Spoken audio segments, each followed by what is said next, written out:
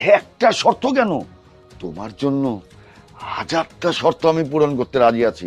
বলো কি শর্ত? আমাদের এই কথা যদি আপনার ছেলে জেনেও যায় তাতে আমার কোনোই দুঃখ নাই, যদি আপনি আপনার সমস্ত স্থাবর এবং অস্থাবর সম্পত্তি আমার নামে লিখে দেন। তাই বলে সমস্ত সম্পত্তি লিখে দিতে হবে? শুনুন, আপনার সম্পত্তির প্রতি আমার কোনোই লোভ নেই, কিন্তু এটা আমার জীবনের সিকিউরিটি। আপনি চাইলে সবই হতে পারে। এখন আপনি ডিসিশন নেন আপনি কি করবেন। ঠিক আছে, আমি তোমার কথা রাজি আছি। চলো আমার বেডরুমে। না, না মানে? আগে আপনি সবকিছু লিখে দিন, তারপর আপনি মন যখন চায় তখন আপনি আমার কাছে আসতে পারবেন আর যা খুশি তাই করতে পারবেন।